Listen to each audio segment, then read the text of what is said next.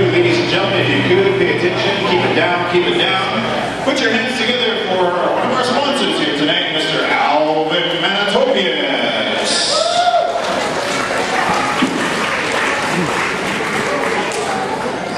Good evening, ladies and gentlemen, elders, visitors. Do I get these gloves for free then? I feel very happy at this time. And make it I'm very grateful. Minask mo, Notawi man, Simanto, Karagi Sigaw man. Very thankful for the creator for this wonderful, beautiful day, and also for this gathering. And I'm also happy to see the many visitors that have come from different parts to come and celebrate the legacy of my late mother, all the Manitopyes. We have lived in the city here for quite a number of years. My mother grew up on the Manitopyes First Nations Reserve in southern Saskatchewan. And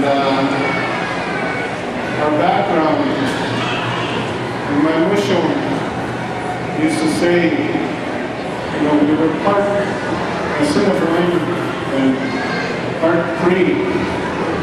And on, is that another block?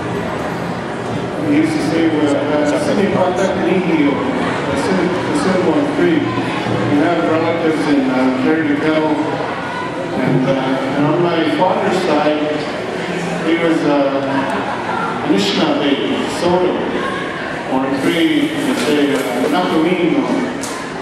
And so we have a mixture of three tribal bloodlines in our family here.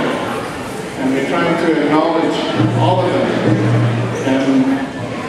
And these ceremonies that I grew up with and growing up on the reserve in Saskatchewan, you know, a lot of these old people that passed on that knew the ancient protocol that comes with these ceremonies. And today, you know, as young people, younger generations, we try and continue on with these Indian ways, you know. My late mother used to always say, you know, Akame Moakani Hill Oxford, you know, try and keep up these Indian ways. And at times it's very difficult, you know, because of this day and age that we live in, the society, and the way the world is today. It's different. But we try and do our best. And sometimes, you know, we may overlook something, and we're not observing something, you know, we may make a mistake. But the main thing I think is the act itself, you know, of doing the ceremony. So I encourage the young people to try and understand all what these ceremonies and these social gatherings, what they mean to us as a people. That these Indian people that attend these ceremonies, they understand that it gives them life, and they attend these because they know it brings forth good health and happiness in their lives, and it's a good way of living. And you know, many of us have experienced the evils of drugs and alcohol. And the way to beat that is to turn to the strength of our Indian ways. That way, we'll be able to walk that straight and narrow path. This past January, I've enjoyed 34 years of sobriety.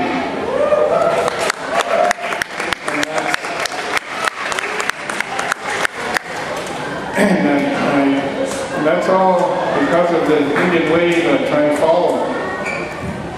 And it's not Indian, you know, to consume alcohol or to partake in drugs and that. And these round dances are a good way for younger generation to get involved in our culture. And the main thing in our way is to understand respect for yourself and respect for one another. And when you observe the protocol of these gatherings and ceremonies, that's the whole foundation is respect. And there's life-giving forces that we get from attending and participating in these ceremonies. So I'm really very grateful for all the young people that are here today. And my mother, she really struggled throughout her life, and but she knew the strength of the power of prayer. And another of her teachings, you know, to keep on praying every day and giving thanks for the day that you're going to experience, and to give thanks for everything. And so these are just really simple teachings, lectures, you know, from the old people. And it's important for young people to carry on these teachings. And I'd like to thank all of the singers that have come to this gathering to bring their songs and for us to dance. And these ceremonies, this round dance, you know, it allows us to dance with our loved ones, departed. That's the belief. You know, they come down here with us for a while and we share food, the spirit of sharing food, but also the spirit of dance that gives a rejoice in our hearts.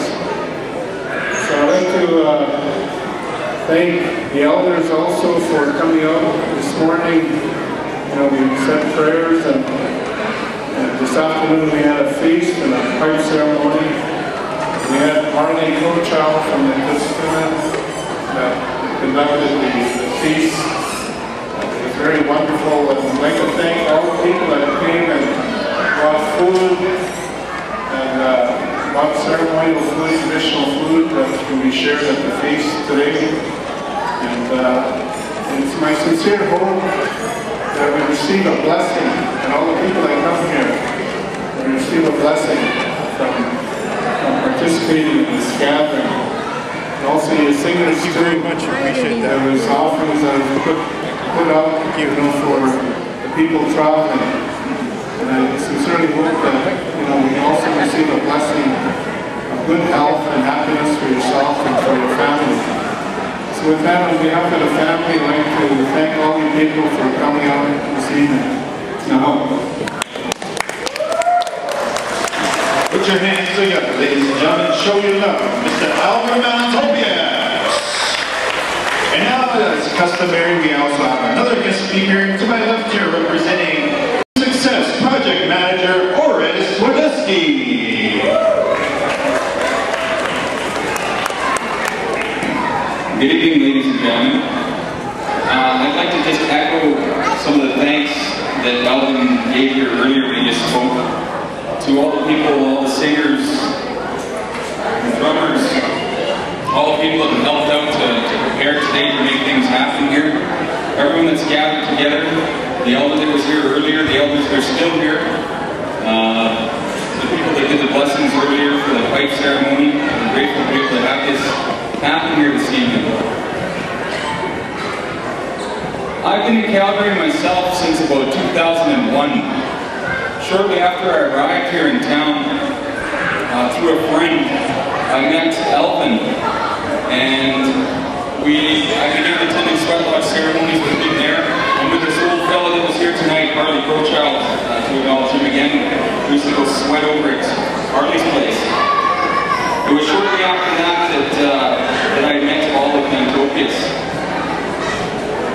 And it was always such a pleasure to be able to sit with Olive and to be able to hear her speak about things around town and things about culture, about ceremony.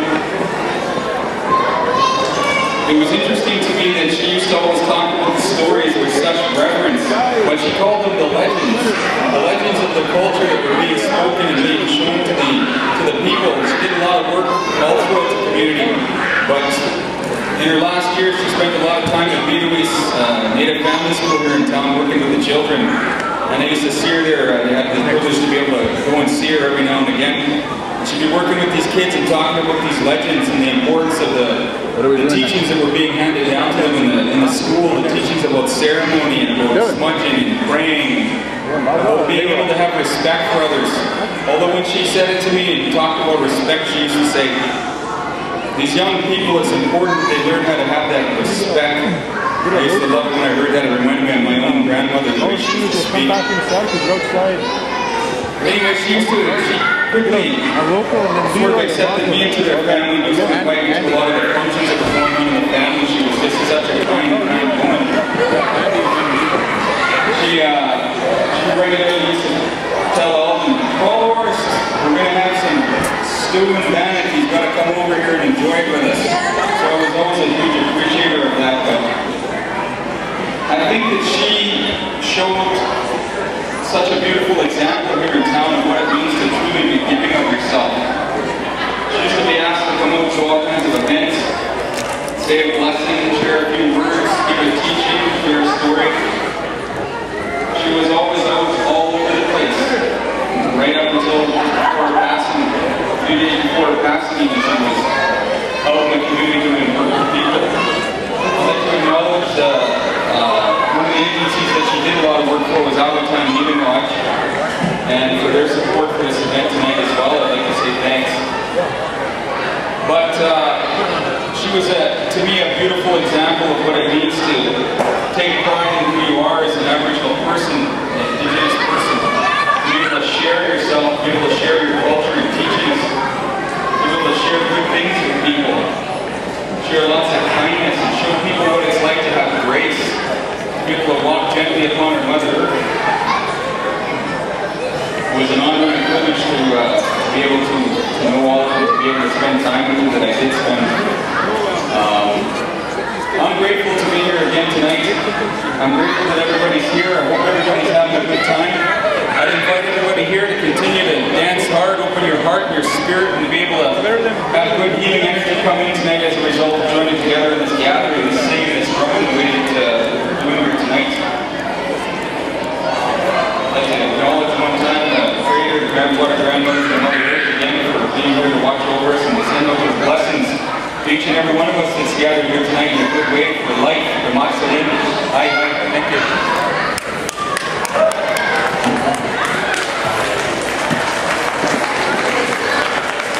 Some good words and good teachings, ladies and gentlemen. Two outstanding individuals here working for the people, for the right cause, that's towards cultural retention, of course, and also helping our people in a big way.